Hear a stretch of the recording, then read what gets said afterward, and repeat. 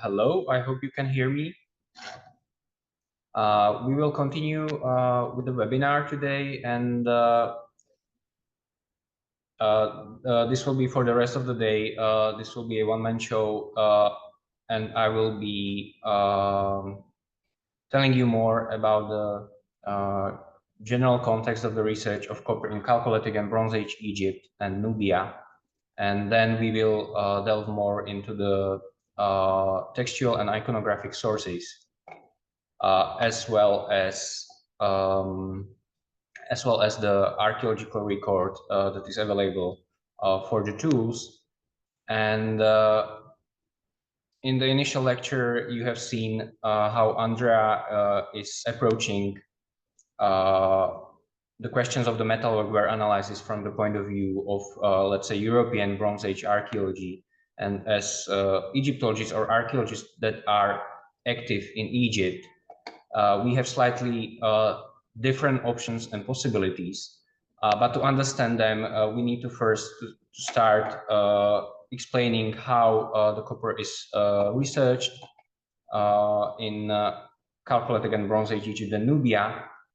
And I will say with a slightly controversial statement that copper is a sidekick of big history. Here is a catalog of the Proto-Sinaitic inscriptions from the Middle Bronze Age or Middle Kingdom, which were collected by Ludwig Morentz. And it's a little bit controversial because there is maybe no direct causation between the origins of the alphabet and copper. But the earliest ancestor of our Latin script was created also because Egyptians mined copper and turquoise on Sinai Peninsula in the Middle Kingdom.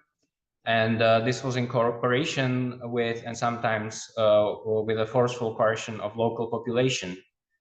And system of writing was understood, but on simpler terms, and there arose the Proto-Sinaitic script, although there is recent research pointing to Levant as well as of one of the possible centers of the creation of the alphabet. But here copper plays a role in the big history that impacts basically all of us. And more specifically, why we need to understand ancient copper, why we need to understand better the context of, for example, this beautiful and dangerous battle axe blade from the Egyptian Center of Swansea University. Its copper was not as precious as gold and not as common as pottery, and it was the most frequently used metal. Metals bear information on their provenance and technology due to their chemical and physical properties. And they also provide information for the understanding of ancient craft and technology as well. And as an introduction to the subject, just recently, last year, was published this entry by Frederik Rademakers, Johannes Auenmiller, and me. And it's available in open access, so you can Google it immediately. You can download the PDF and you can study this paper.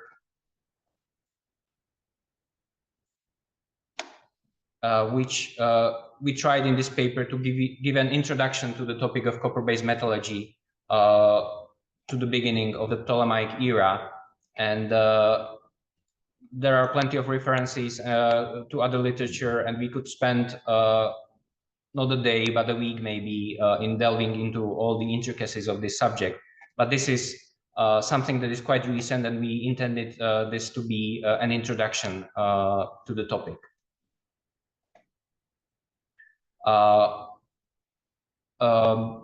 I have been active in the topic for some time, and it's incredible that the first book was published almost 10 years ago, and it was originally my MA thesis, which was then reworked into a publishable book. And we will discuss in more detail also the research that was published in those books, and then led me to this current postdoctoral project here in Newcastle. What we will discuss in this lecture in about 45 minutes, we will first study the primitive technology question, then I will try to explain to you why synthesis is right now very difficult. And as I said, we could spend a week just discussing all the intricacies of the subject. So I can only select very few examples of Egyptian copper, especially focusing on the beginning, where there are many aspects that are not quite well understood, and there are some pieces of evidence that were neglected by some researchers. So we will focus on selected artifacts and observations. Of course, other researchers would pick maybe other artifacts or other observations. This is really my personal approach to the subject.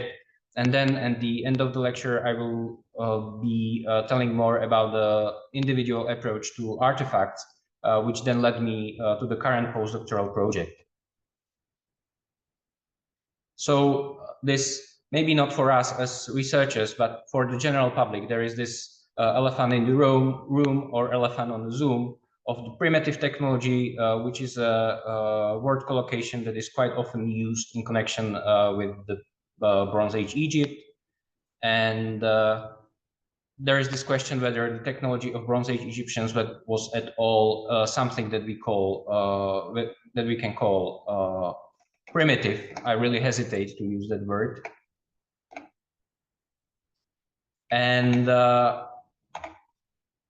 actually, generally, we can say that the technology of ancient Egyptians or Nubians was on similar level as other contemporary Bronze Age societies. There are no major differences. So I can, for example, directly translate the techniques that Andra is using on the European Bronze Age and use them on the Bronze Age Egyptian or Nubian metalwork, because they are very similar in the approach to the tools in their production and then use.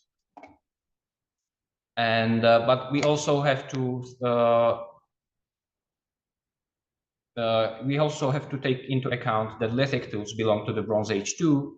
And this is an example from the Middle Kingdom Kahun, where you can see that some of the shapes of the tools are directly derived from the metal object. So here we have a very nice, right in the center, up in the center, there is a very nice lacked X blade, which is made of lithic, and there we have also shapes of edge blades and also some knives. And as you can see, these were made even in the Middle Kingdom, which is in terms of archaeological periodization, Middle Bronze Age, these were made out of lithics. This is also the case of Old Kingdom Giza. There are heaps of stone tools, lithic tools, that were found in Giza, and they again have different shapes. So here you can see some knives as well as some X blades made of lithics. And again, these also belong to the Bronze Age. These were also used in the Bronze Age within the context of also using the artisan tools that were made of metal. And actually, almost, well, 20 years ago, and recently Dennis Stokes published a new edition of his work on experiments in Egyptian archaeology, and he experimented with some flens and cherts, and he was able to show that they are quite suitable for working on the hard stones, such as, for example, granite here, and they are quite effective. They are more effective than metal tools. So the eternal question, how the Egyptians were working hard stones, can be answered by side-to-side application of some metal tools like saw blades, but also by the application of the flint tools. And Stokes made some initial observations and some experiments, but there is a very recent paper, which is again, it's available in open access. It was published by Anna Serota from the Metropolitan Museum of Art in New York. And this article, again, you can Google it and you can download it immediately. And it has a wide range of really nice documentation of the tool marks on ancient Egyptian stone sculpture. And you can see within those microscopic photographs that the traces that are there are more probably made by stone tools rather than the tools made of metal. So this is something that we can maybe leave out from the further discussion, but it's something that the research is currently going on, and the documentation that was applied before was not so systematic. Only in recent times, this paper was published in 2023, we can really discuss the nitty-gritty detail of how Egyptians were using lithic tools to work hard stones. Coming back to copper, what is copper actually? It's a chemical element of metal group with an atomic number 29. It's rather soft, malleable, and ductile. And one of the commonly used ores in antiquity was malachite. Here are some malachite fragments that were collected by archaeologists from the Petrie around Wadi Marara on the Sinai Peninsula about a century, more than a century ago, actually. And well, the beginnings of copper metallurgy can be set into 5th millennium BCE currently, or more precisely to the 49th century BCE, especially on Balkan Peninsula. And there is this really nice and detailed monograph, The Rise of Metallurgy in Eurasia, Evolution, Organization, and Consumption, which is available in open access. Again, you can Google the title and you can download the whole book, whole 700 pages, and you can study it closely. And there was also very fairly advanced copper metallurgy in southern Levant in early 4th millennium BCE, where the cornerstone study is perhaps this paper about the Nahal Mishmar hoard from the Judean desert, about the technology, composition, and provenance of these chalcolithic cast objects, very interesting ones. And Egypt, in this context, is rather comparatively late. There are demonstrable beginnings of metallurgy in early 4th millennium BCE, but they are on a smaller scale that we can document, for example, for southern Levant or other parts of the ancient world. And when we are trying to document the evolution of copper metallurgy, of course, the problem is what is preserved in archaeological record, which is often patchy, really patchy. And there is also the question of what was the actual range of technologies or artifacts that was used in a particular era. And well, ancient Egypt did not start just with the pyramid building. The system seems to be ready for large-scale projects already since First Dynasty or since very late Predynastic period, so roughly around 3100 BCE. And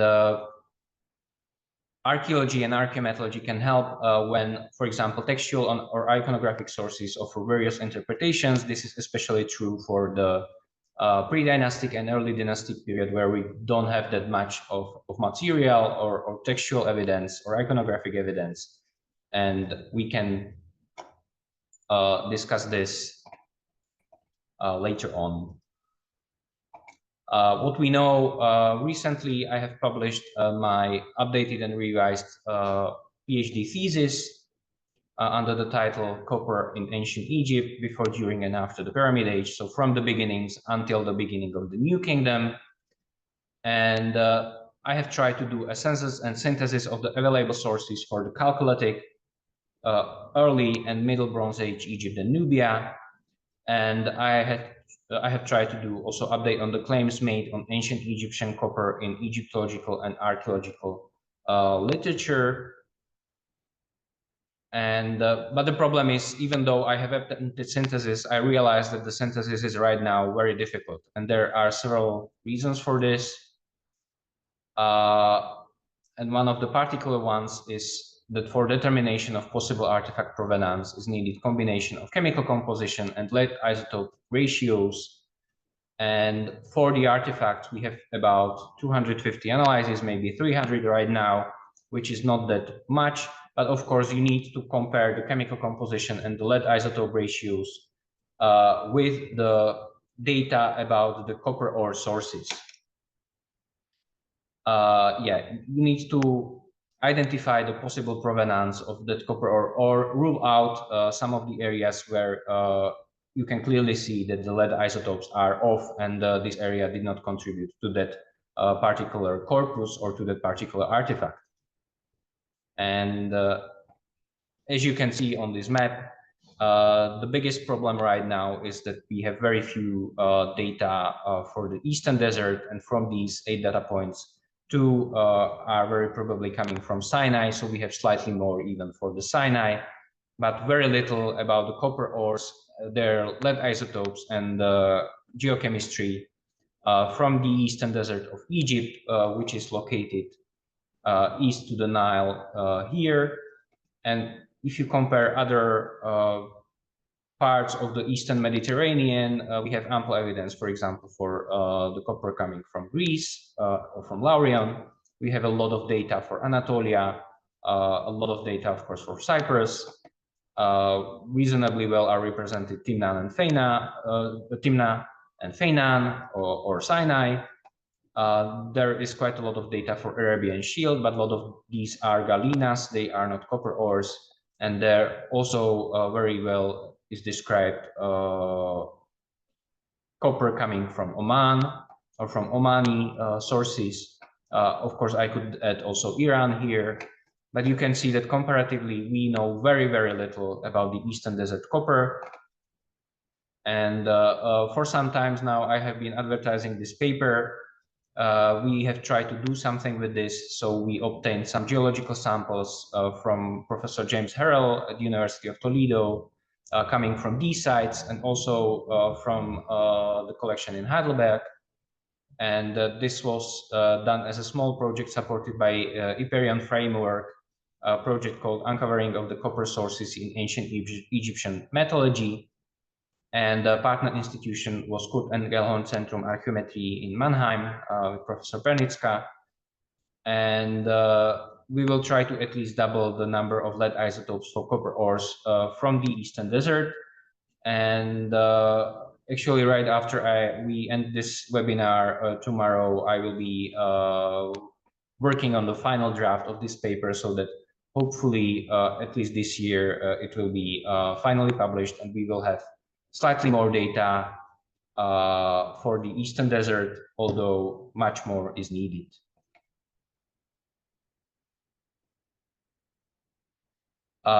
In my thesis, I have been working with about 2,700 archaeological contexts that were included in the thesis corpus from Badarian until Second Intermediate period. Of course, some of these contexts contain hundreds of objects, and some of these represent only one object from one archaeological context.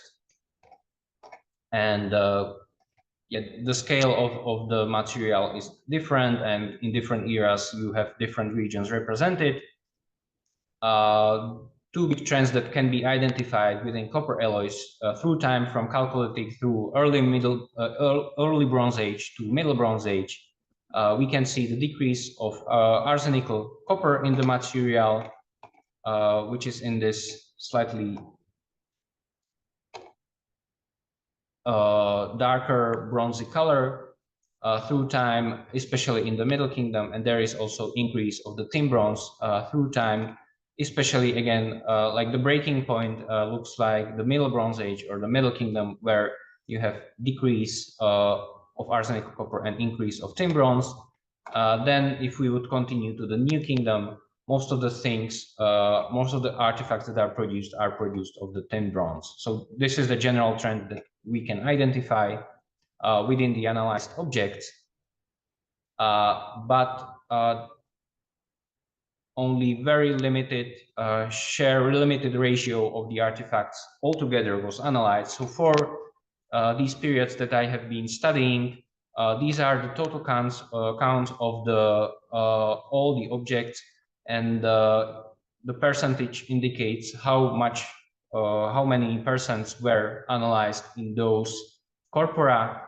So, for example, the best represented are the X blades, where we have 20% of X blades analyzed, but this is only because of one project.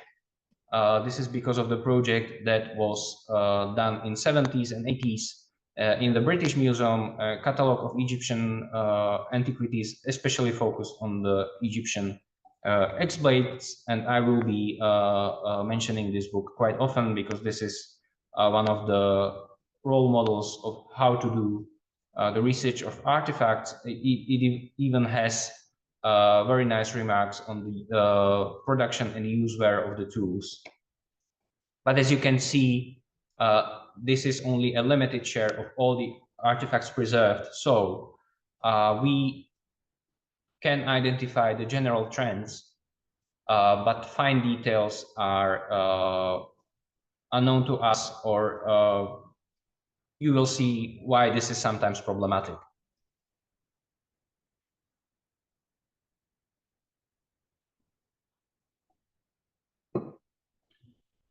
We are starting with the earliest copper artifacts, which are datable to Badarian culture. And these are, for example, some beads made of rolled sheet, and this needle that was found in Badarian grave and is now in the collection of the Petrie Museum, UCL. And these early objects are always claimed to be of native copper, but this is not supported by any sort of archaeometallurgical analysis. And fortunately, we were allowed to study this particular pin or needle in the collection of the Petrie Museum, and we have also analyzed it with portable X-ray fluorescence. And the composition indicates that this is the composition that is expectable for some of the early Egyptian metalwork. So this was very probably a smelted object. Of course, we don't have metallography because we cannot sample invasively this object, but we have the portable XRF data for this needle, and we I have tried to document this under the stereo microscope, so that and it's very nicely. You will see there is a paper right now already accepted, which will contain microscopic documentation of this particular object, and you can see that both ends of this object are shaped in a different way. So there was fine hammering used already for this Badarian object.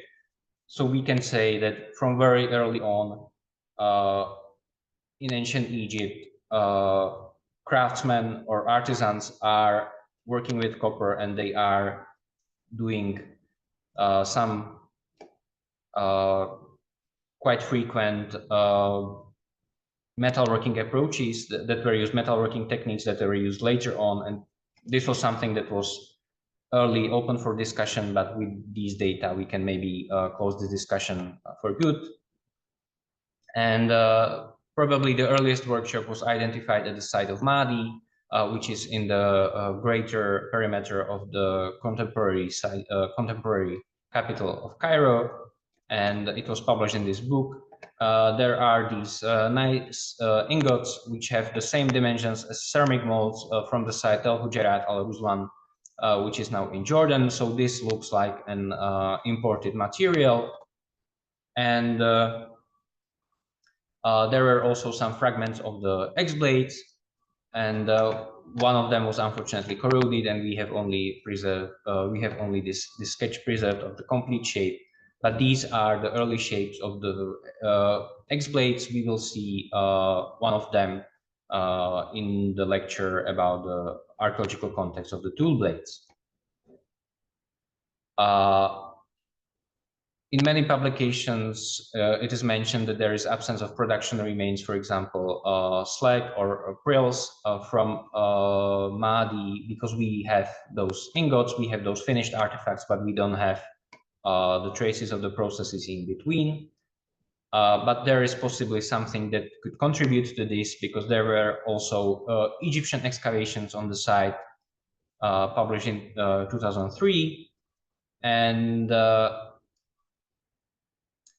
there is this object that Afifi Badawi published as a statuette, in quote unquote, but without archaeometallurgy, we cannot know what does this object mean. It does not look like a statuette, but it looks like possibly a prill or maybe a slag that is coming from a metalworking process. Of course, we need archaeometallurgical methods, archaeometallurgical techniques to identify what exactly is this fragment, whether it's part of metalworking processes, and maybe whether it fits with the other evidence that we have already from Mahdi.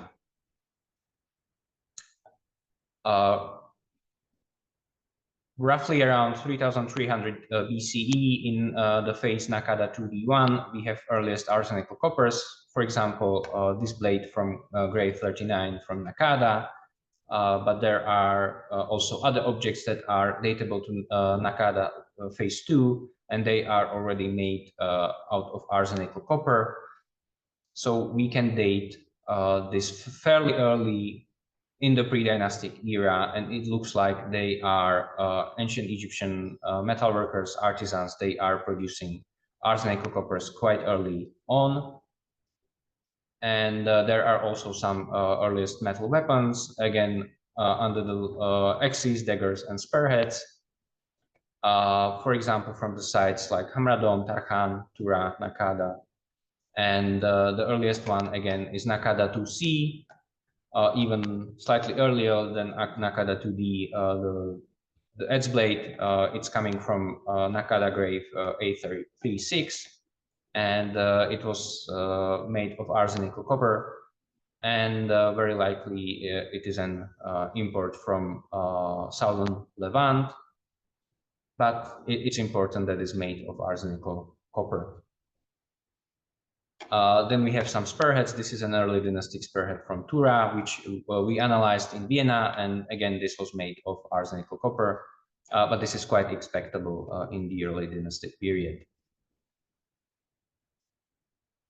Also in the early dynastic proper, we have some spearheads from Abydos, from Kustul, from Terminal A group. Tarkhan is first dynasty. And this wooden object that looks like a spearhead, but maybe it's something else. But we can say that Egypt and Nubia is part of this horizon of earliest burials with weaponry in the ancient Near East, where we have metal blades in secure archaeological context coming either from pre-dynastic or early dynastic period. So Egypt is part of this wider regional phenomena. It was not separate. To Dynasty 0 is datable the earliest known workshop, metalworking workshop, which on the right side you have a crucible, and this was found at the settlement datable to the Nakada culture. Settlement datable to the Nakada culture in the area Satet East on Elephantine Island, which is within the contemporary city of Aswan. And Peter Kopp dated it to Nakada phase 3B. And I can tell you now that we already analyzed this crucible, and it was used for the production of arsenical copper, and we will be working on the publication of this material as well. It provides really nice evidence for the late pre-dynastic metalworking on Elephantine Island and within whole Egypt, because this is the earliest workshop. And we are grateful to the German Archaeological Institute in Cairo that we were allowed to study this material. There is also a chance of pre-dynastic metallurgy elsewhere, because there are a few other sites like Adaima or Badari, Bet Khalaf, or Mostageda, where there were identified some remains that from the description look like something that might be connected to metalworking. But again, without archaeometallurgy, we cannot say what is there, whether these are prills or slags or something else, and whether these are connected to metalworking processes. And there is also a chance in Lakita region in the Eastern Desert, where there was Badarian and Amratian settlement, reportedly with raw fragments of copper and some slag by Fernand de Bonneau. Again, this material would need to be studied. This material would need to be studied by archaeological methods to understand what we have at hand here. Not all of these artifacts or fragments that are mentioned in the literature then can be identified in the museum collections. So sometimes we have to look for them. As for the textual records, at the end of First Dynasty, so roughly around 2900 BC, we have possibly the earliest denotation of workshops. There were 3 vessels found in royal tomb of King Ka, last king of the First Dynasty. And one of these bowls was inscribed as the with the institution of Seed of Horus harpooning one. and naming the official's title foremost of the royal house, and then mentioning censor. And the other vessel is denoting Saha Neb Palace, which is possibly located in the Memphite area and is mentioned alongside the green Phyle. And it looks like that these institutions which inscribe those vessels are providing artifacts for the king's burial, which is of course located at El Kab near Abydos. But this looks like a supply chain which is covering other parts of Egypt. So the copper that is coming to the burial of king is coming from workshops that are located elsewhere in the Nile Valley and in the areas which again don't have any copper ore sources, as within the narrow Nile Valley itself, it's nowhere to be found. So it must have been transported either from the Eastern Desert or Sinai. And these inscriptions are indications of the institutions that are probably furnishing the real tomb. In the text is also from the reign of Den, from one of the first kings of the first dynasty. There is possibly an earliest import mentioned in the text. And this is about the destruction of the walled settlement An, massacring local bowmen and bringing malachite to Egypt. And Pierre Talay connects this settlement with a large site Ein Fogea on Sinai. This is disputable, but this information is present on several year labels. Here we can see the drawing, and they are on display, for example, in the British Museum. And this is possibly a reference to Shesemet, to the bringing of malachite into Egypt, which might have been used either for producing copper or for some other purpose, maybe for producing pigments. We, of course, don't know from this very brief early dynastic text. From the second dynasty is coming the earliest inscribed weighing stone, which was found at the site of Buto in the so-called Labyrinth building. And because of the settlement strata on the site, dating to the second dynasty is very likely, and it's actually the earliest use of the Deben sign, of the circle sign, and it weighs. Fortunately, the weighing stone looks like it also from the photographs that it is preserved complete. So 3 units from 87 grams result in 29 grams per unit, which is possibly, and I try to propose this in my book, this might be the earliest evidence of the unit of copper deben. But this is, of course, out for discussion. And so far, copper deben was known from the Middle Kingdom, and from the Old Kingdom, we have very good evidence for the gold deben weighing 13 to 15 grams. But this copper deben very likely was the double unit, which was working for copper.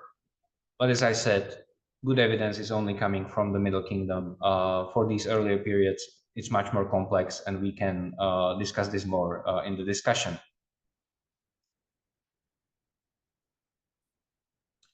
Possibly in the first dynasty, this was found by Emil Amelino in one of the smaller graves at Abydos, and now is in the collection of the British Museum. This is a label coming from that grave, and as you can see, it depicts 2 persons, and in between them is something that looks like a circle, but we cannot be sure because, of course, as you can see, the label is slightly damaged. But this is possibly earlier depiction of the deben, earlier even than the weighing stone. And then possibly from the site of Sedment, we have this grave 315, which according to the publication should be in the Australian Museum, Sydney, although I was not able to confirm the location of this material. And there was a mirror found, which has a really metal mirror, which has a very nice early dynastic shape. There was also a diadem made of copper, and 2 armlets, which look like these circle objects. Of course, the connection between the deben as a weighing unit and the deben as a denotation for the bracelet can be confirmed within the hieroglyphic script, and this was the name for the circle. But whether unit and the bracelet mean the same, we cannot know, because we cannot ask the early dynastic Egyptians what they thought about these objects. In the third dynasty, we have the earliest depicted weighing stones in iconographic source. It's a tomb of Hesira, which is located in North Saqqara, where you have depictions of the tools, also depictions of the gaming boards, alongside the weighing stones here. And fortunately, Kibel also published a detail of these tomb paintings, which are not preserved now, where we can see some of the details of the tools, of rendering of the wooden hafts and handles, but also these weighing stones, which are scaled from 10 weighing units to 100 weighing units. And you can see that the idea of scaling of material culture was present already within this iconographic evidence. We have it securely dated to the third dynasty, so roughly around 2700 or 600 BCE. We need more radiocarbon data to date this dynasty more precisely. Here are some A group, early dynastic and pre-dynastic artifacts where there are mapped on the horizontal axis. These are mapping of the maximal dimensions by Egyptian fingers, and on the vertical axis we have weight by deben. And depending on whether you are optimist or pessimist, you can see some clustering here, but possibly we need much more data to see whether there are any trends present in this material. And in the second dynasty, we have earliest workshop which preserved a standard crucible, standard Egyptian crucible, which was found at the site of El Kab in Upper Egypt or south of Egypt near Aswan. And the building is datable to the second dynasty based on ceramics, and there were also radiocarbon data obtained from the context. So this is quite well dated context, but the crucible was not yet analyzed, so we don't know what material was processed in this particular ceramic vessel.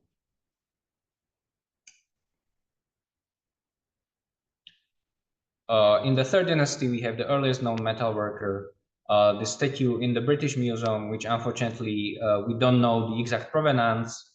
It was part of the Henry Salt, of the collection of Consul Henry Salt, who was sourcing his artifacts all over Egypt. And this is a so-called pre-canonical statue of an artisan named Anhua with an inscription which is located here on his kilt, where he is named as metal worker, property custodian of the king, which was quite high title in the third dynasty. And he was also shipwright of Sema ships. And we will return to Anhua because here he is depicted with an adze over his shoulder, which is a symbol of his office or employment as a shipwright. We will come back to this again later on. I have proposed in my book that maybe in the early dynastic sources we have preserved possibly this title Hereb Nebi as control of smelting. The verb Nebi means smelting, but it means also other things. This title is quite frequent in the early dynastic period, and we have very little other evidence for metalworking titles, almost none. So this would be a possible interpretation, but again, it's open for discussion. And colleague curator Ilona Regulski, she proposed a very different interpretation of the same title, which you can study in this particular paper in the reference below on the slide. And once again, the swimmer sign then appears in the fifth dynasty at Sheikh Said in Middle Egypt, in the context of metalworking workshop.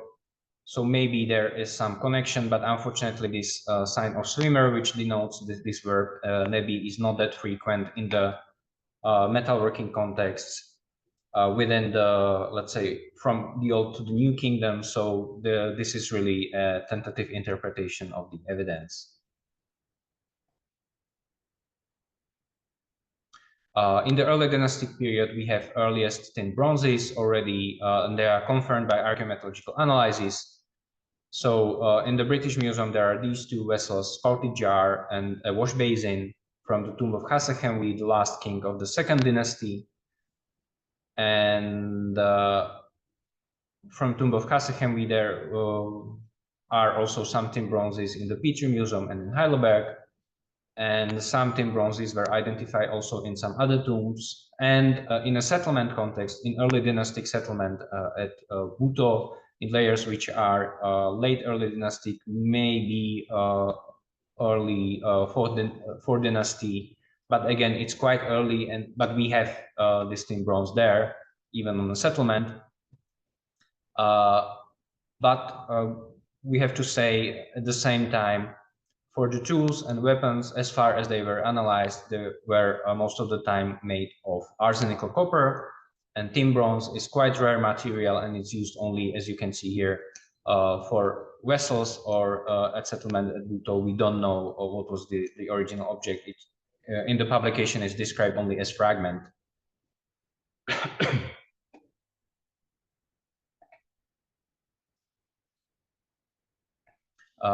After roughly 2600 BC, Old Kingdom starts,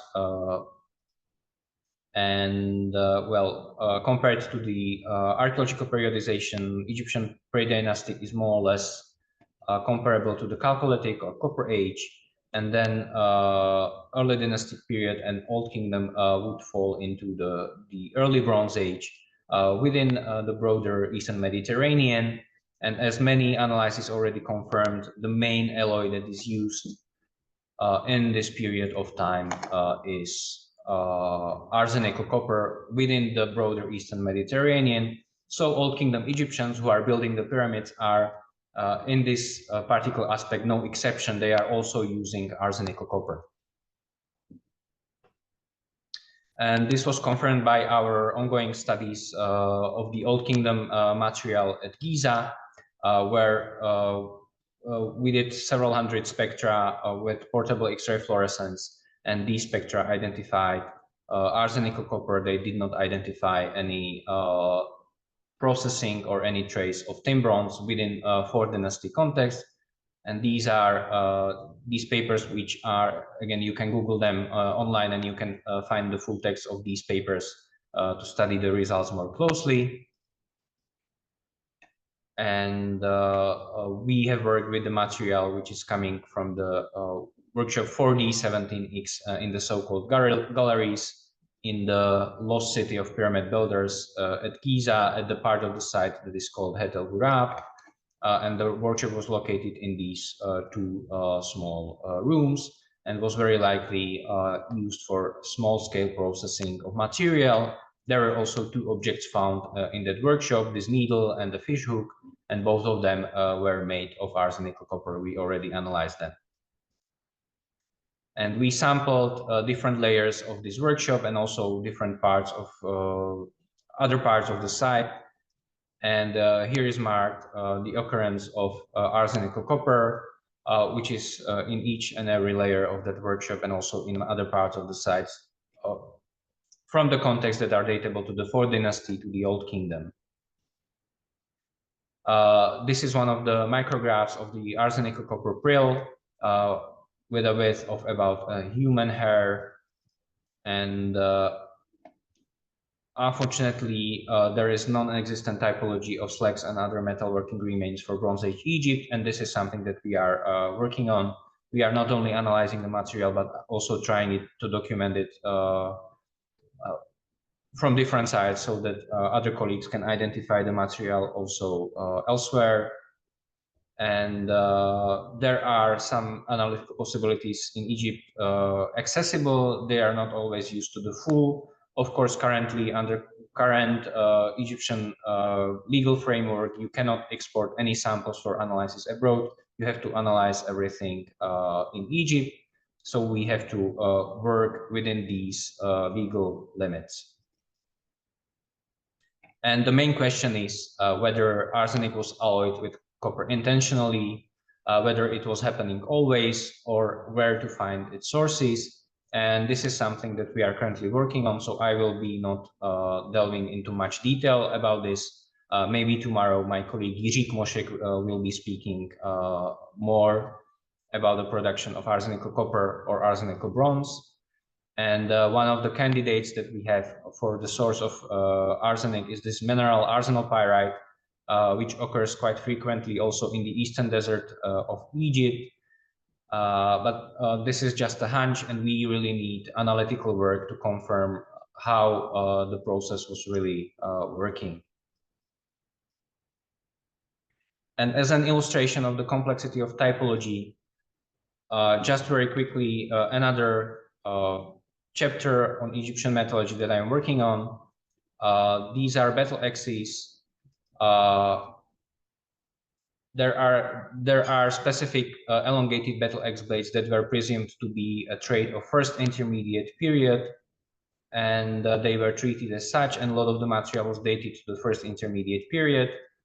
But yet they appear in early 5th dynasty in the mortuary temple of Sahure, roughly 200 years before the first intermediate period. So there is a conundrum here in the chronology.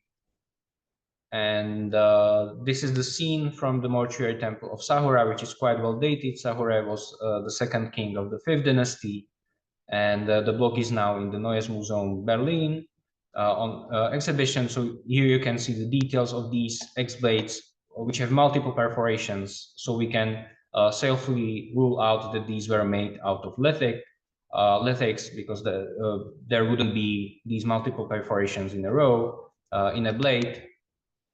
And these are details of the actual reliefs in Berlin as photographed. So here is one of these X's, and here is the other one. And there is more, even in the mortuary temple of Sahure. In this inscription, we have an elongated X blade here. In this writing of the title, Iri Ahau, intendant of the armory.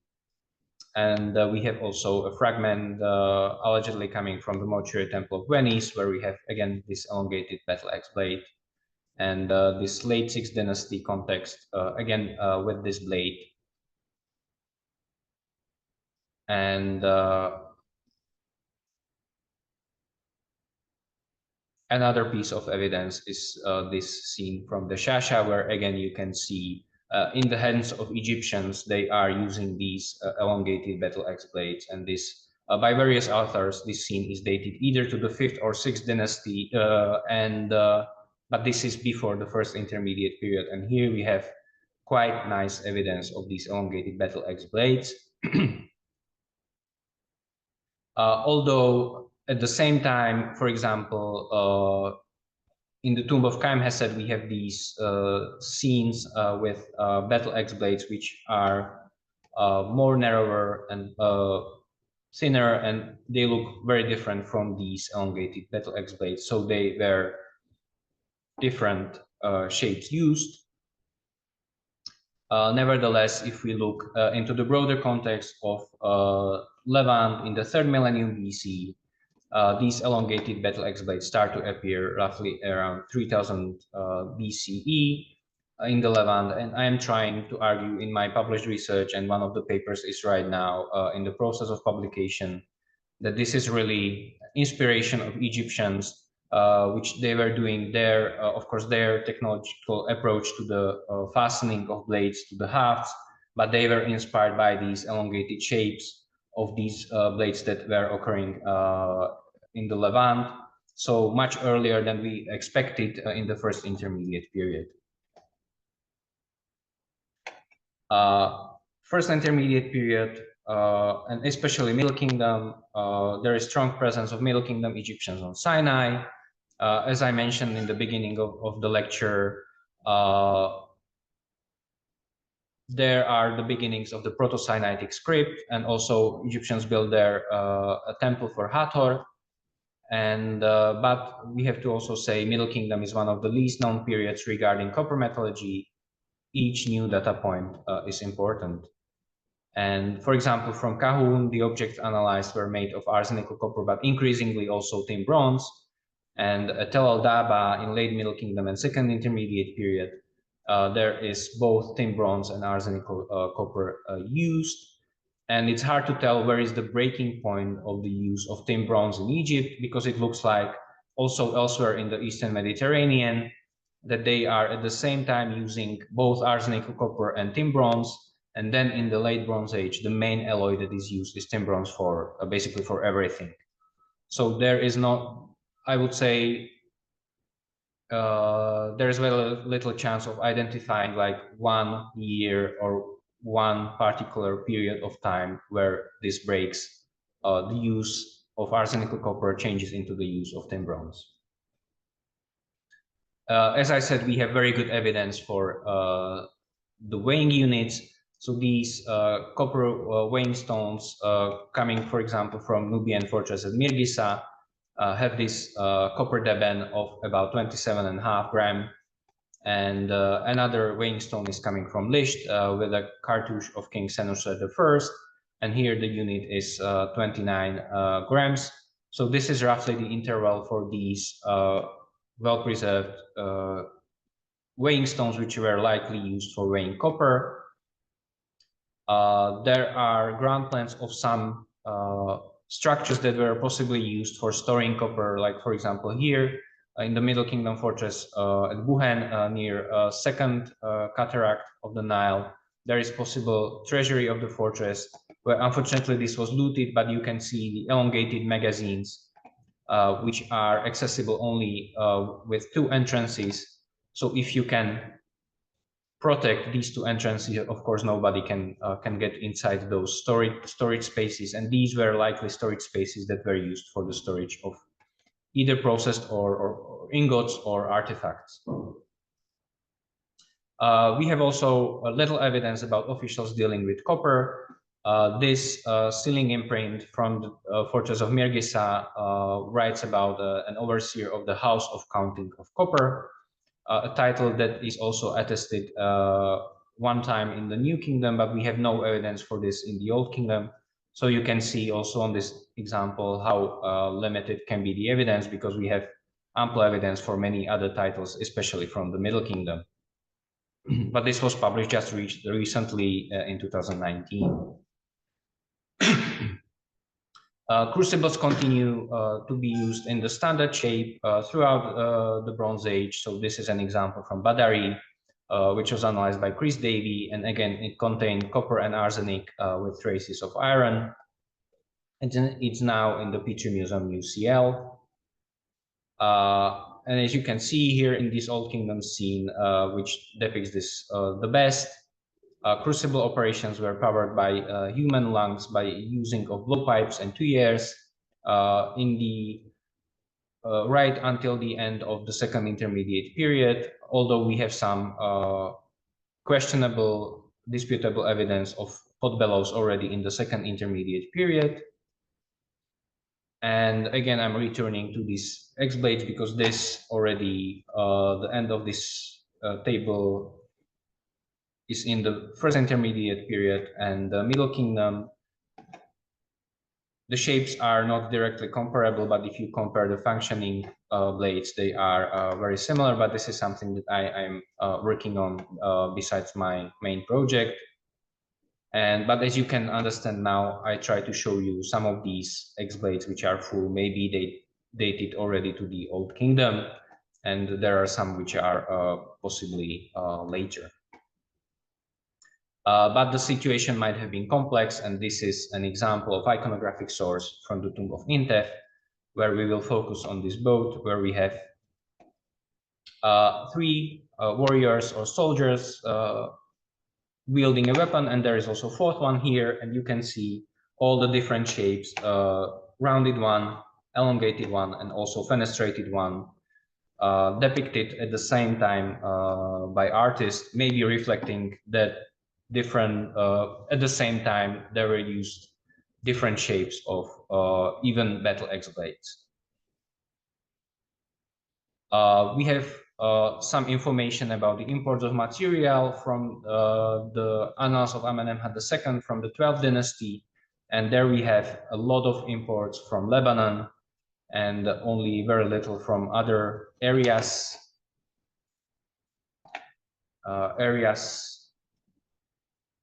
around Egypt. And recounted on these copper debents, it's about 1.5 tons of Hessman material and almost 5 tons of copper, which is coming from Lebanon. Of course, Lebanon has no copper ore sources, so these were probably sourced either from Cyprus or from Anatolia or from somewhere else. We basically don't know. In the New Kingdom, there is a lot of recycling and mixing of material, and the interpretation is much more difficult than for the earlier periods. And this was described for Pyramus Orkantir by Radamakas and others. By them, there was proposed an Egyptian metal, recycled old metal in circulation, which is more similar to that recycled material than to any other original ore sources. Although recently we worked in Egypt and we have identified at the site of Tel Retaba some fresh copper coming into the system from the early New Kingdom, and this will be already published. We have submitted the final proofs, and this will be in the next issue of Egypt and Levante, which will be published early this year. And the journal is also on Gestor, so you can find this article also there. In the New Kingdom, there is a change in weighing units. Copper deben has weight of 90 to 95 grams, tripled from the eras before. And this is without doubt confirmed by the existing weighing stones. Perhaps it reflects wider availability of higher amounts of metal. And this we can skip because we will be dealing with this within iconographic sources. But what is the most important, it looks like the pot bellows are crucial innovation because the alloying process in the crucibles is not anymore dependent on the capacity of human lungs, but as this paper with experiments has published this information, I quote, "One man exerting normal sustainable physical effort can generate heat at a rate of about 70 times that possible if he were using a blowpipe." So you can much more increase the scale of the production, and there is much more New Kingdom metal material than is comparable to the previous eras. Of course, New Kingdom Egyptians would have been picking the material and recycling it as well. So this is also one of the causes for the preservation of material. And to conclude, there are some broad trends of development clear from the data, but many artifacts from important contexts were never before analyzed, so we don't have direct information about their chemical composition. And even with a portable X-ray fluorescence analysis, you can do a lot right now. There are many unresolved questions within technological details of the processes. One of the possible solutions is an individual approach to artifacts, and only very quickly, the second book that I published is a catalog of the Leipzig collection, publication of selected 86 artifacts from the Egyptian Museum of Leipzig University from early dynastic period until the end of New Kingdom. And we try to apply a range of different archaeometallurgical methods. And my colleague Jiří Mošek will be tomorrow speaking more about some of these results.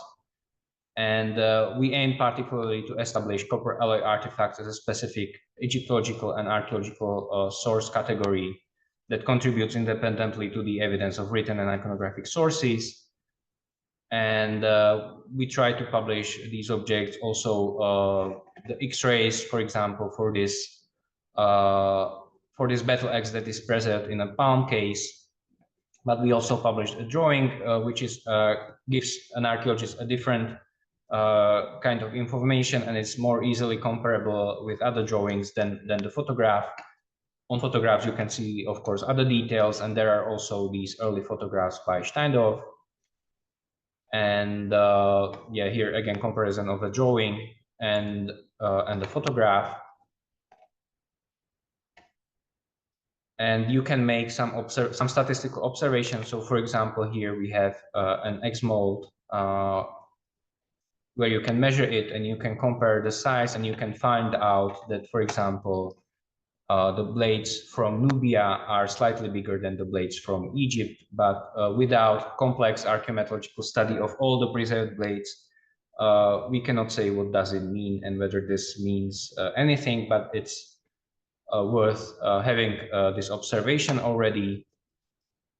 And this has led me to my current project, EgypToolWear, a Metalwork analysis of ancient Egyptian tools, which was originally Marie Curie postdoc, but it's funded by the United Kingdom Research and Innovation, Horizon Europe guarantee. And I try to apply Metalwork analysis to copper alloy tools under the guidance of Andrea. You have heard him and the first contribution of this day. And this Metalwork of the corpus of ancient Egyptian tools can be compared to the iconographic and textual evidence. And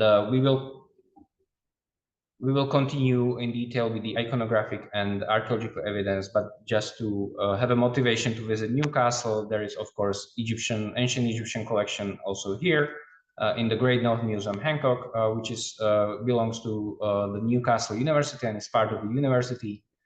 And there is a collection of objects which are from the excavations of Egypt Exploration Society, so they have quite good context. And there are also some objects borrowed on display from the British Museum, as this lovely New Kingdom limestone statue. And with this, I'm ending a lot over time. First lecture, beginning to introduce you into the context, and if you have any questions, please do ask.